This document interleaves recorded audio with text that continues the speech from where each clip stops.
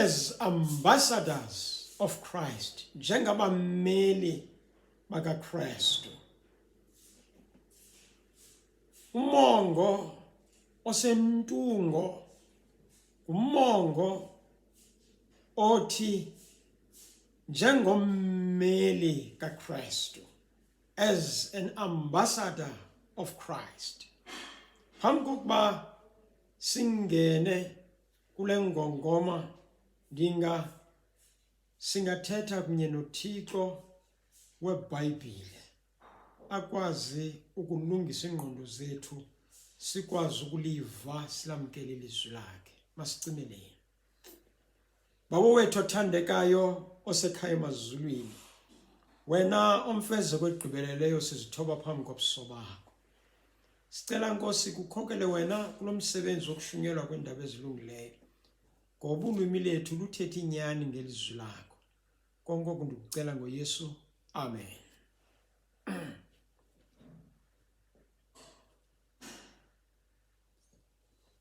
As ambassadors of Christ, we must be one in Christ. Njengabameli bakaKristu, simelwe ukuba sibe banye kuYesu Kristu. Ingongoma esisitshixo siyifumana kwincwadi kaYohane iGospile. Isahluko seseshumi elinesixhenxe. Ndiza kufunda indima yamashumi amabini, ndiyokunqandwa indima yamashumi amabini anesithathu. The key text is found in the book of John the Gospel, chapter 17, verse 20 to 23. Ndiyafunda kwinguqulelo yamathola amnyama nyongande kudlelana. Hamba nami xa ndiyifunda. Andiceleli ke aba bodwa, ndicelela nabo baya kukholwa kum ngelizwi labo, ukuze bonke babe banye. Njengokuba wena bawo ukum, nam ndikuwe, ukuze nabo babe banye kuthi, ukuze ihlabathi likholwe ukuba wena wandithuma.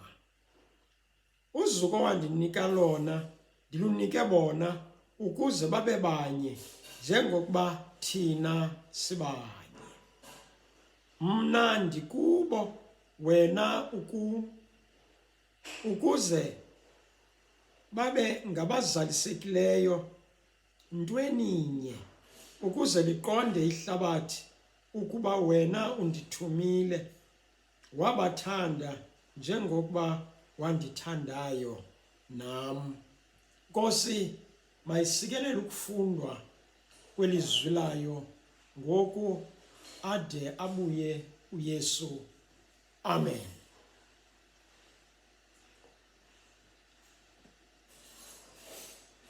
Ndicaphula ezi ndima zone ndizithatha kumthandazo kaYesu.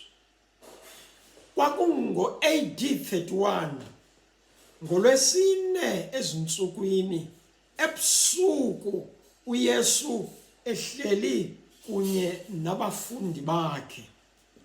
Kugwadlwa icebo lokubheka phambili kuba bathi bavuma ukuba ngabameli bakaKristu. They admitted to be the ambassadors of Christ.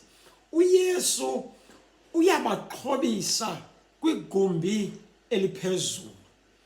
Kangangoba kwisahluko seshumi elinesithathu, in the 13th chapter, Christ is teaching them that the ambassador of heaven is somebody who is humbled and willing to serve his brothers.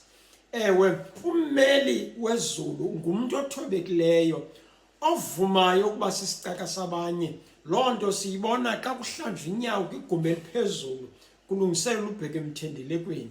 Uthi uYesu ezihlambile inyawo zabo zoyi-24. Ewe, awugqibathi uYesu, mna ndiyinkosi ndikumfundisi ndizihlambile inyawo zenu, nani hlambanani inyawo. Kuba ezulwini imicimbi yasezulwini iqhutywa ewe ngesimilo sokuzithoba, necebo losindiso lingene kweli lizwe ewe ngejelo lokuzithoba. uYesu wazithoba. Ithi ingxelo yeBhayibhile kwincwadi yabaseFilipi isahluko sesesibini indima yeyesihlanu yawuma kweyesibhozo.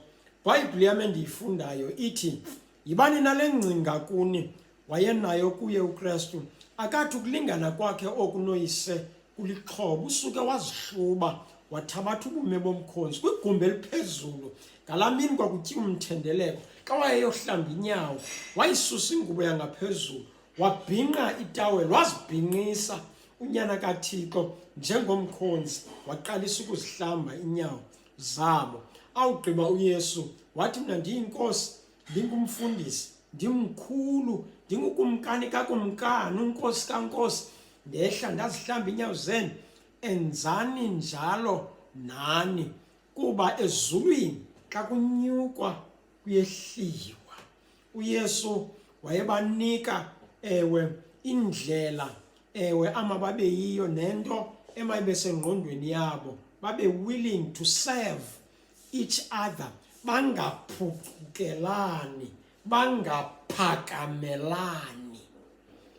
Kwakhona siqubisana noYesu kuchapter 15 ebatyhilela phandle into yokuba lo msebenzi wokushunyelwa kweendaba ezilungileyo ukuze uphumelele kufuneka